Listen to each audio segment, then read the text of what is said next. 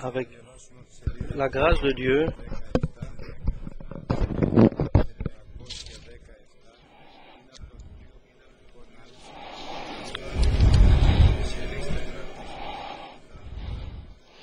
du livre des Chroniques, premier,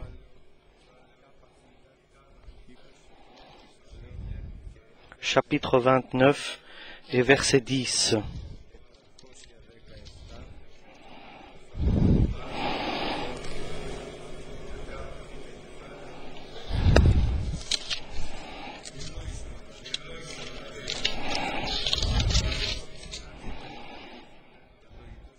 David bénit l'Éternel en présence de toute l'assemblée, et il dit, « Béni sois-tu d'éternité en éternité, Éternel, Dieu de notre Père Israël.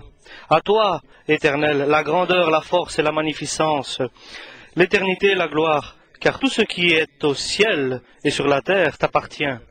À toi, l'Éternel, le règne, car tu t'élèves souverainement au-dessus de tout. C'est de toi que viennent la richesse et la gloire. C'est toi qui domines sur tout. C'est dans ta main que sont la force et la puissance. Et c'est ta main qui a le pouvoir d'agrandir et d'affermir toutes choses. Maintenant, ô notre Dieu, nous te louons et nous célébrons ton nom glorieux. Car qui suis-je et qui est mon peuple que tous nous puissions de faire volontairement ces offrandes? Tout vient de toi. Et nous recevons de ta main ce que nous t'offrons. Nous sommes devant toi des étrangers et des habitants comme tous nos pères. Nos jours sur la terre sont comme l'ombre, et il n'y a pas d'espérance. Éternel, notre Dieu, c'est de ta main que viennent toutes ces richesses que nous avons préparées pour te bâtir une maison, à toi, à ton saint nom. Et c'est à toi que tout appartient. Je sais, ô mon Dieu, que tu sondes le cœur et que tu aimes la droiture. Aussi je t'ai fait toutes ces offrandes volontairement, dans la droiture de mon cœur. Et j'ai vu maintenant avec joie ton peuple qui se trouve ici t'offrir volontairement ces dons.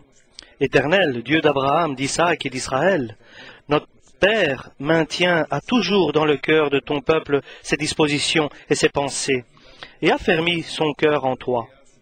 Donne à mon fils Salomon un cœur dévoué à l'observation de tes commandements, de tes préceptes et de tes lois, afin qu'il mette en pratique toutes ces choses et qu'il bâtisse le palais pour lequel j'ai fait ces préparatifs. David et Salomon, deux personnes qui sont choisies, élues par Dieu pour une œuvre merveilleuse pour l'humanité. David, qui a un cœur selon la volonté de Dieu, pour régner sur la terre, pour créer un règne sur la terre, et ce règne allait continuer avec son fils Salomon. Et ensuite, nous avons Jésus-Christ qui est venu sur la terre, la parole de Dieu qui s'est fait chair, qui s'est fait homme. Et ce royaume n'aura pas de fin que Dieu a créé sur la terre par David n'aura pas de fin. Elle va continuer dans la partie des 1000 ans et pour après ensuite dans l'éternité. Et c'est une personne bien-aimée, élue de Dieu, choisie par Dieu, qui a été choisie par nombreux enfants des frères de David. Et il a été désigné pour faire le règne de Dieu sur la terre. Deux hommes qui ont tout à fait de différentes vies et des histoires différentes. David, d'un côté, a commencé comme berger. Il avait quelques brebis, quelques agneaux qu'il faisait paître. Après ses 17 ans, il a été chassé par Saoul, le roi, qui voulait le tuer, parce que Saoul savait que Dieu l'avait choisi, David avait choisi David, pour le faire roi à sa place. Et David était resté dans la justice et dans la présence de Dieu. Il avait une caractéristique, c'est qu'il faisait toujours la volonté de Dieu, les volontés de Dieu. Et le début était glorieux, le début de David, il était bien aimé de Dieu toujours.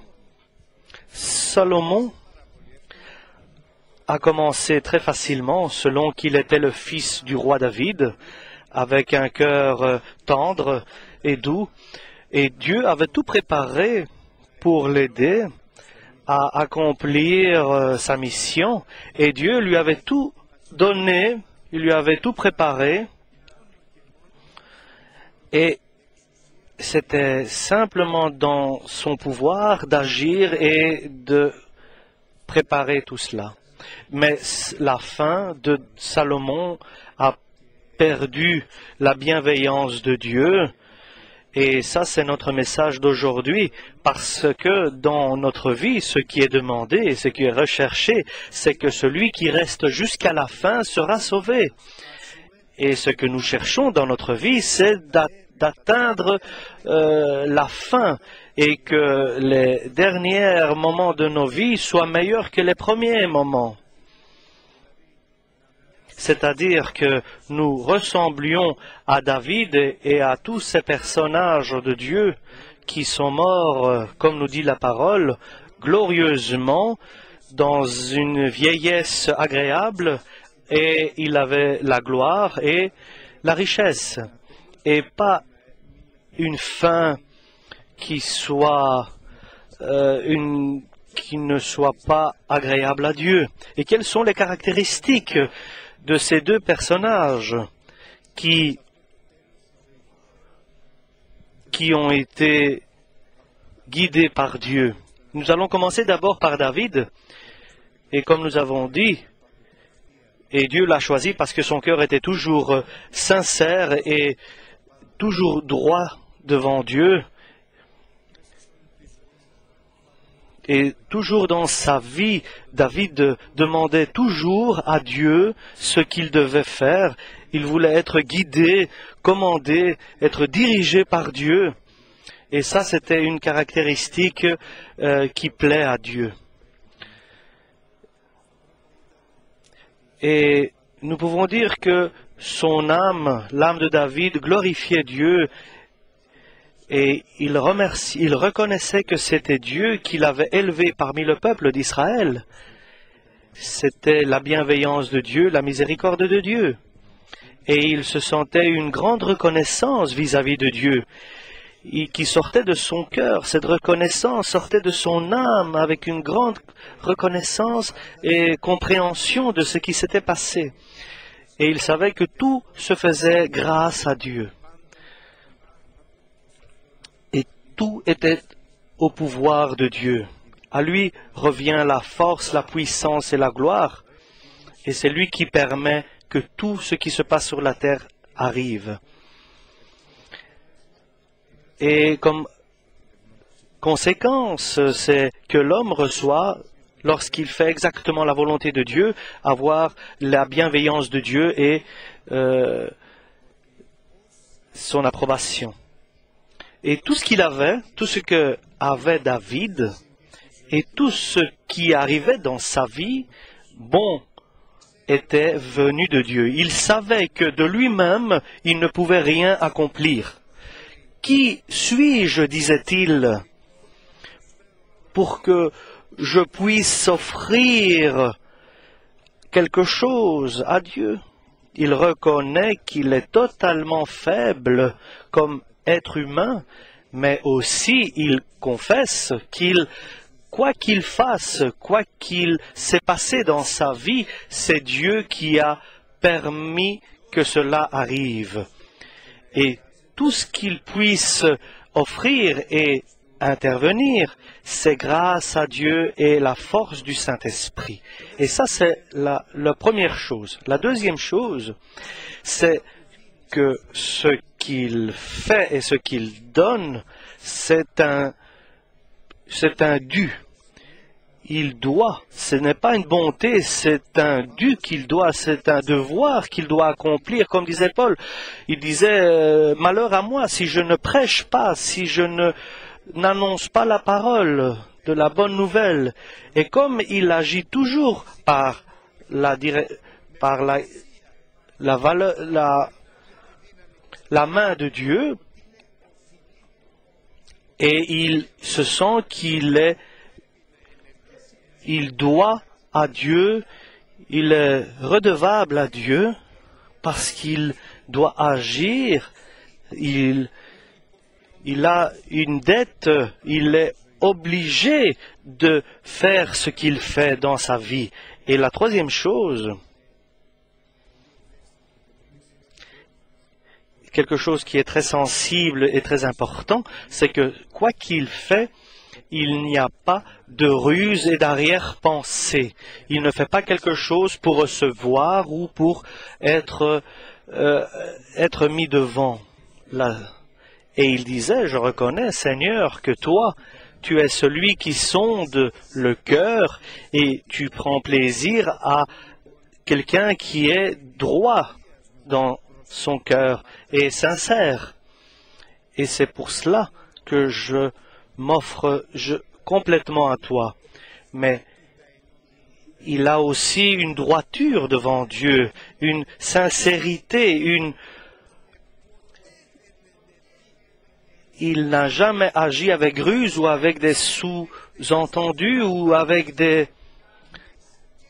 Et il ne prépare rien avec une pensée qui se trouve une arrière-pensée ou bien une ruse, ou bien quelque chose c'est comme ça, il était simple, il avançait avec simplicité et droiture, il n'avait pas d'arrière-pensée.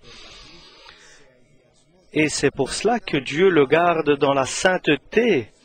Mais nous savons que le caractère, nous savons bien que David a fait un grand péché avec Vicesda et avec son officier militaire Uri. Mais Dieu, voyant sa bienveillance et son témoignage et sa confession lorsqu'il disait que tout ce que j'ai, c'est toi qui me l'as donné, ce n'est pas à moi, mais c'est à toi. Tu m'as donné et il continue à t'appartenir, Dieu. Et troisièmement, tout ce que je fais est une obligation, est un dû pour moi. Je dois le faire. Et quatrièmement, et toujours son cœur était sincère et il était dans la droiture. Il reconnaissait que Dieu sonde les cœurs et les reins et il prend plaisir et il se prend plaisir à voir quelqu'un qui est dans la droiture et dans la sincérité. Et ce sont des caractéristiques que nous voulons aujourd'hui, que ce sont nos requêtes vis-à-vis de Dieu pour que nous puissions être gardés dans nos fautes. Et dans ces moments difficiles, des mauvais temps qui arrivent, nous avons aujourd'hui le jeûne pour que notre vie soit maintenue. Et notre vie, et de notre famille, et pour tout le monde, et pour tous ceux que nous prions. Et nous devons être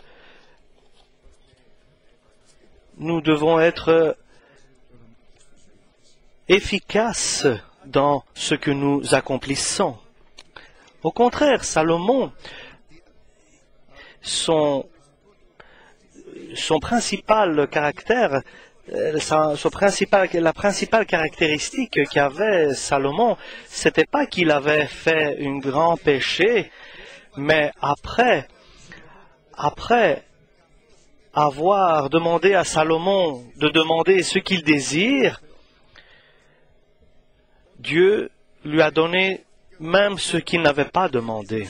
Et Dieu s'était approché de lui et lui avait demandé, que veux-tu que je te fasse? Et Dieu avait mis dans son cœur une requête, c'était de demander de la sagesse et de l'intelligence pour que je puisse être un roi et que je puisse régner avec sagesse et intelligence. Et puisque tu n'as pas demandé tout le reste, la richesse, la gloire et une longue vie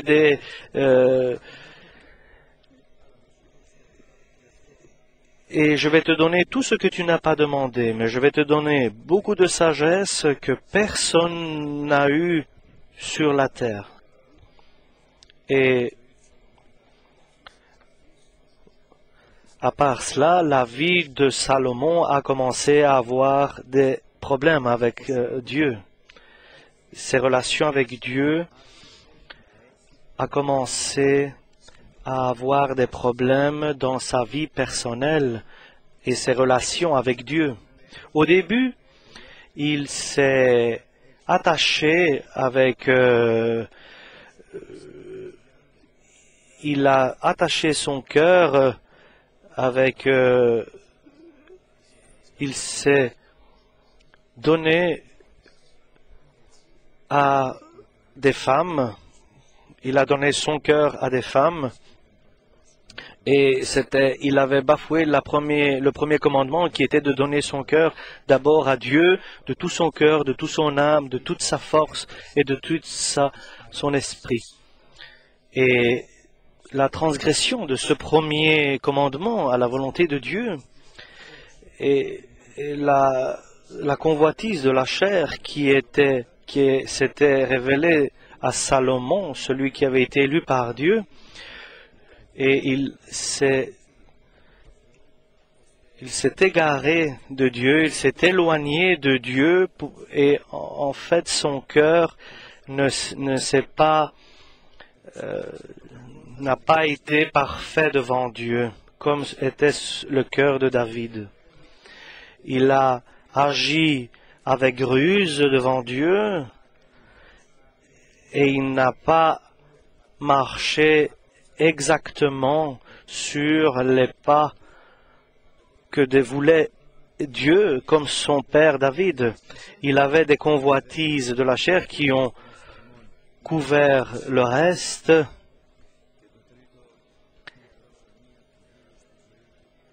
Et il avait les plaisirs de la vie lui ont fait qu'il s'est éloigné de la présence de Dieu. Et ce sont des caractéristiques de ce personnage élu de Dieu, dans lequel Dieu avait préparé tout. Tout était prêt pour lui. Il fallait rien qu'il fasse. L'offrande était abondante pour lui, de Dieu. Et ces caractéristiques de Salomon a fait qu'il a perdu la bienveillance de Dieu et la bénédiction de Dieu dans sa vie. Donc, comme conclusion de notre journée aujourd'hui, chers frères et sœurs, c'est que l'invitation personnelle de Dieu a des points précis et fais attention comment tu approches Dieu.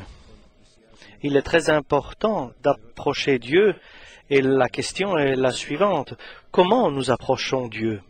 Nous l'approchons avec sincérité et avec reconnaissance. Et nous reconnaissons que toute bonne chose vient de lui.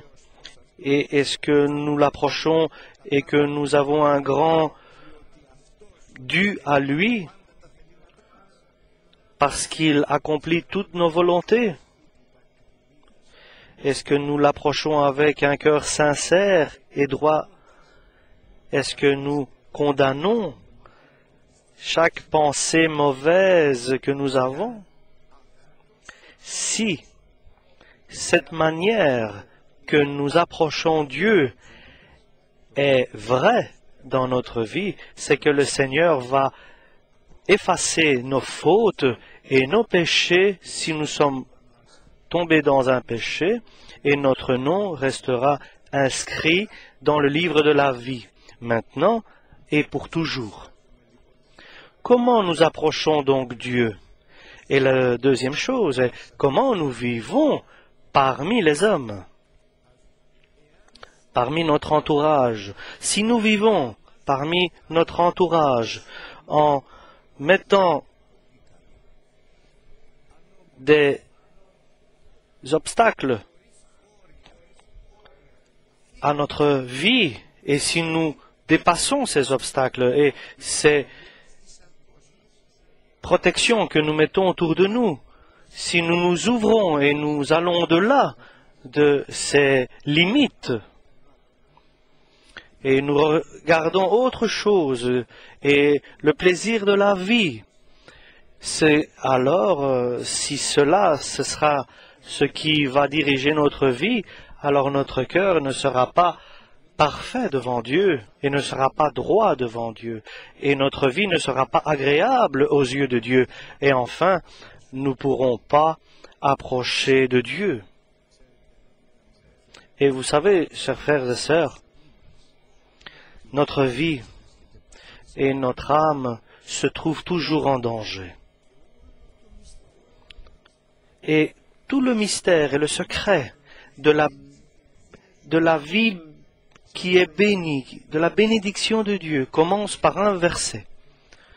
Mon fils, donne-moi ton cœur, de tout ton cœur, complètement, totalement, parce que de ce cœur proviennent toute notre vie.